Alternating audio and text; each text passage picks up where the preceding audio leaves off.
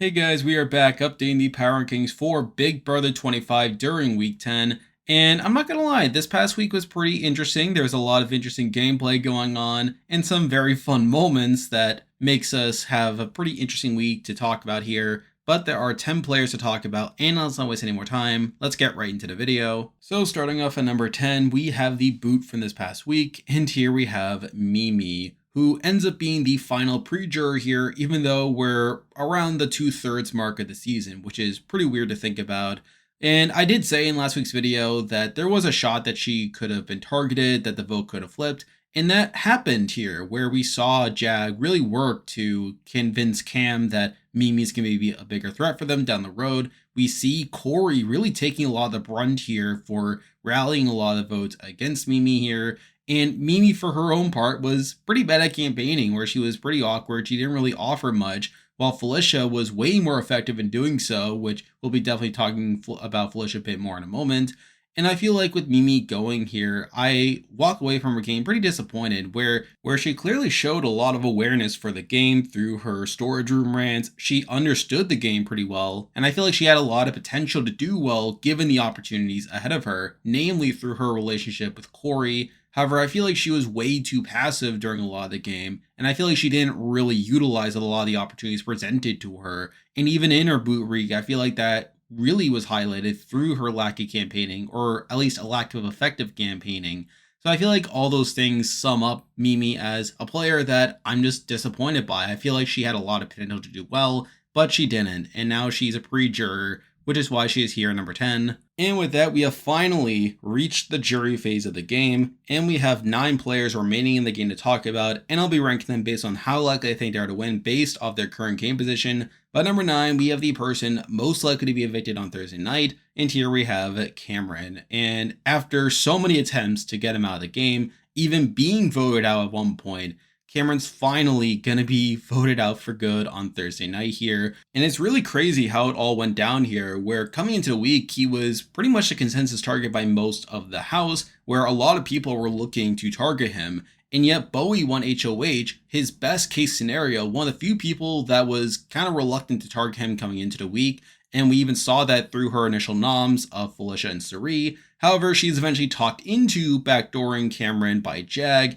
and his fate was pretty much sealed after the veto draw, where pretty much everyone that was playing in the veto was planning to use it, and Bowie was planning to backdoor Cameron in that case. And sure enough, that's what ends up happening here. And really, once he was on the block, he really had no shot, especially against Suri on the block. Again, all of it's looking pretty bad. Now, we have been seeing him trying to campaign to a degree, but it really just serves people to use that information for next week more so than keeping him around.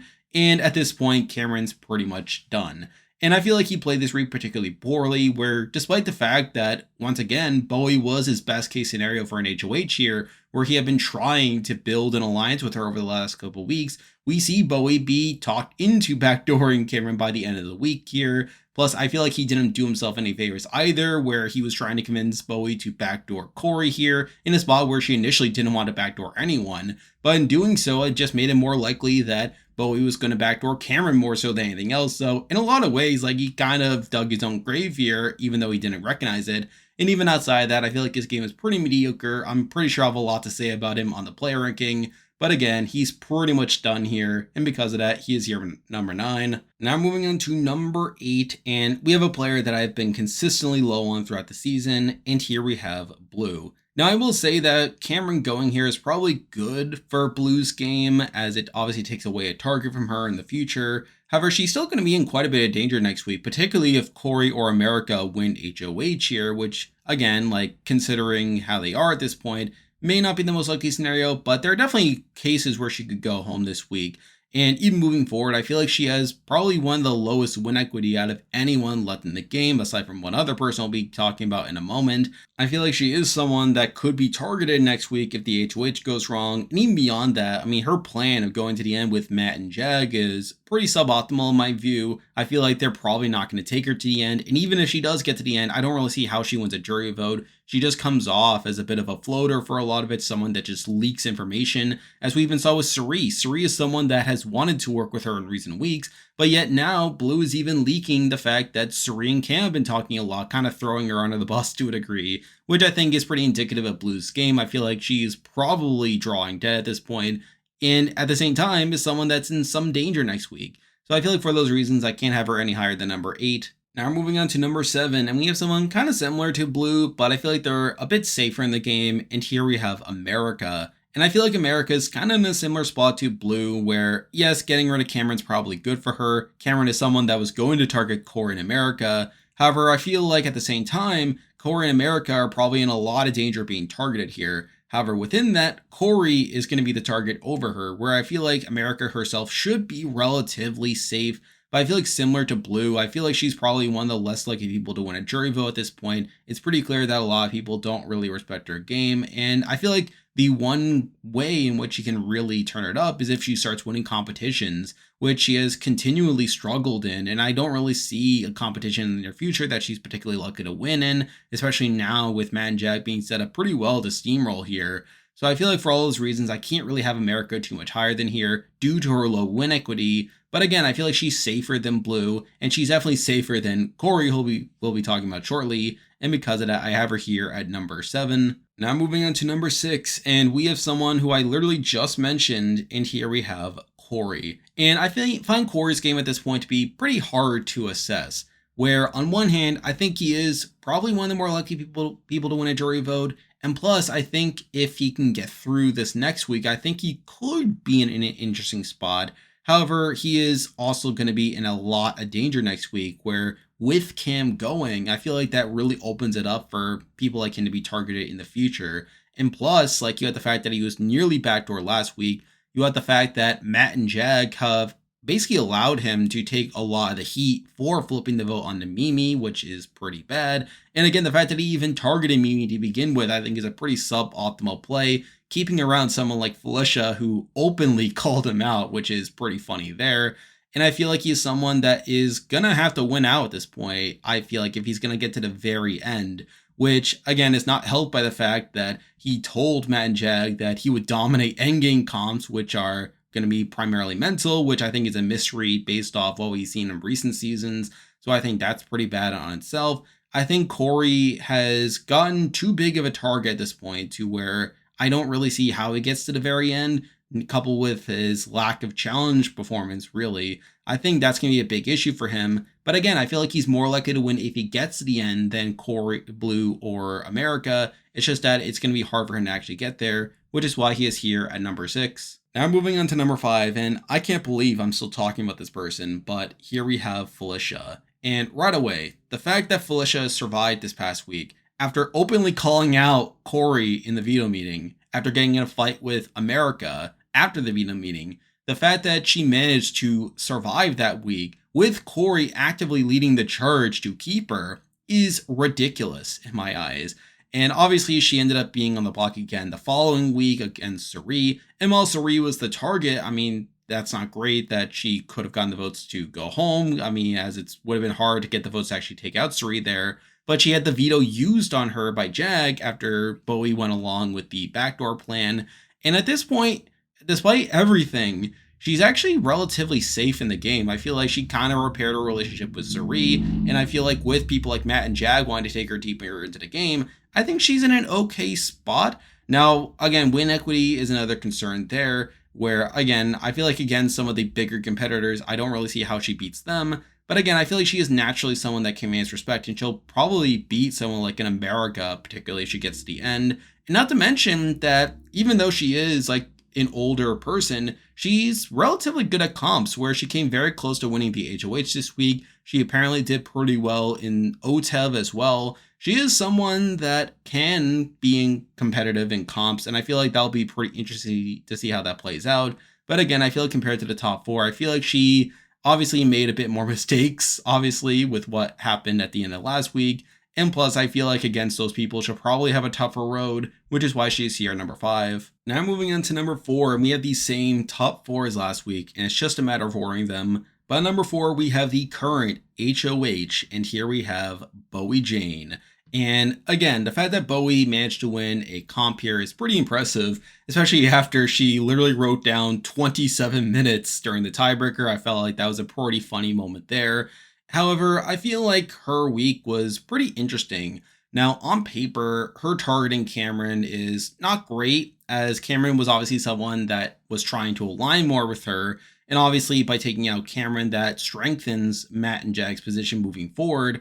However, I do think that all things considered, it's actually a net positive for her, where the fact that she won a comp to begin with, again, gives her some respect. And I think the way that she conducted herself during this week, where, yes, initially she was against backdooring people out of principle, and she was mainly putting up Felicia and Suri due to them being threats. However, the fact that she stood her ground there and kept those initial noms, despite so many people coming in there thinking that they could just sway her to do whatever, I think it's a good look. I think it shows that she's willing to act on her own. And I think the fact that she was still receptive to taking out Cameron also serves to show that she makes a big move.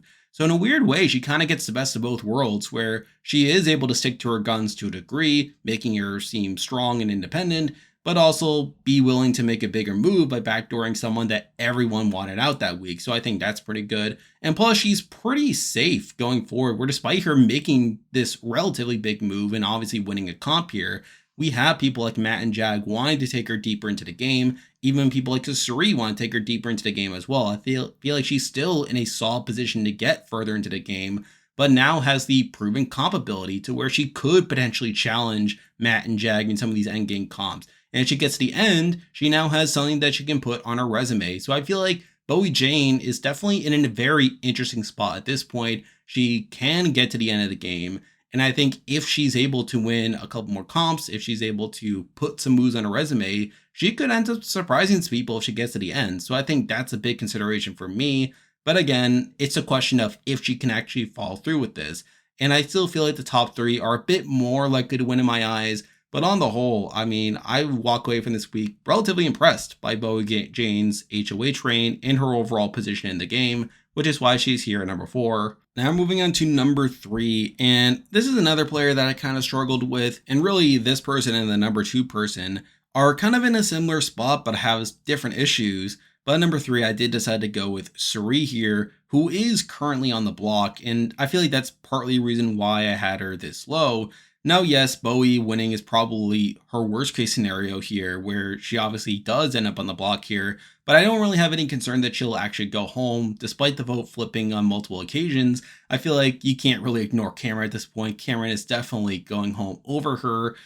But even so, like, I still feel like she's going to be in a good spot moving forward. She still has a solid relationship with people like Matt and Jag that will allow her to go deeper into the game. Now, I will say that there could be some worries about her actually winning a jury vote if she gets to the end, where particularly against Matt, I feel like people could just end up respecting Matt more by the end of it, which is a bit of a worry there. But I still feel like Suri is going to be in a good spot in the future. I feel like she has shown that. But again, I did have to penalize her to a degree due to her, again, sitting back a bit more, and obviously the fact that she is on the block. I can't have her at number 2 because of that, but again, I still feel like Suri is going to be in a good spot moving forward, which is why she's here at number 3. Now moving on to number 2, and again, I also struggle with this person as well, mainly due to their short-term prospects, but I think long-term, if they're able to get through next week, I think they could be in an interesting spot. But here we have Jag. And I think there's definitely a lot you can praise about Jag. I think you had to give them the most credit for convincing Cameron to not backdoor Corey this past week, and in the process allowing Mimi to go home, which is his best case scenario for that week. And even this week, I think you also had to give him some credit for convincing Bowie to backdoor Cameron here when she was very unwilling to do so. I think Jag is set up pretty well in terms of how he played this past week. However, a main concern that I have is that people are starting to catch on more to the fact that Matt and Jag are like in a strong position. And I feel like Matt has done more to ensure that Jag would take more of the fall for that. I feel like if things go wrong for them next week through a bad HOH result, I think Jag is the most likely to be targeted between Matt and Jag. And plus, Jag still wants to go to the end with Matt in a spot where I think Matt would beat Jag in a jury vote. So I think Jag definitely has some question marks that made me question whether he should be lower on the list. But I still feel like he's going to be in a solid position if he gets the right HOH result, which, considering that Matt and Jag are probably the best competitors on the season, I think is still somewhat likely in my eyes, especially now with Cameron going home. I think Cameron going home is a good outcome for Matt and Jag in the sense that it takes away someone that can challenge them in some of these endgame comps. Where, yes, I have said that people like a Felicia, people like a Bowie could surprise some people, but I still feel like Matt and Jag are going to be the most set up to do well in these endgame comps that do tend to lean more physical. So I think that's a big reason why I still have Jag as high as he is, though there is some risk for him next week. I do acknowledge that. That, and also I think he probably loses to Matt if he gets to the end, and he hasn't shown any indication that he will cut Matt. But for now, I did decide to put Jag here at number 2. And now, at number 1, the person I believe is the most likely to win Big Brother 25 right now is still Matt. And again, I feel like there's a lot that you can say about Matt that also applies to Jag here. However, again, I feel like I have less of those concerns in the short term, where, like I said, I feel like if we get like a bad HOH result, I think Matt is less likely to be targeted compared to Jag. Though, again, at the same time, there's still some risk there where obviously like people are trying to catch on to the fact that Matt is kind of a floater in the game. However, compared to Jag, I think Jag is still more likely to be targeted in that spot. However, I still feel like Matt and Jag are going to be in a good spot to, again, win a lot of these comps, ensure that that worst case scenario is less likely to happen. So I think you have to consider that to a degree. And plus, I think Matt is still probably one of the most likely people to win a jury vote if he gets to the end. And considering that he is going to have people like Jag and Suri that want to still take him deeper into the game, I think that just further increases the shot that he can just get deep enough into the game. And then from that point on, he can just win out. So I still have a lot of confidence in Matt to win the game here, which is why I do have him here number 1. And there we go, that will do it for this week's video. If you like this content, be sure to like and subscribe, really helps out with the channel. Now I'll be back again next week to update the Power Rankings again, so you can stay tuned for that. And I am live streaming on Thursday night, so you can catch me there on YouTube. I am also doing weekly Power Rankings of Survivor 45 and The Amazing Race 35, so you can catch me there as well. I'm also on Patreon now, so if you want to consider supporting the channel, you can do so by clicking the link in the description. And if you haven't already, you can also join the Discord server by clicking the link in the description. There's a lot of stuff coming your way, but for now, that's the video. See ya.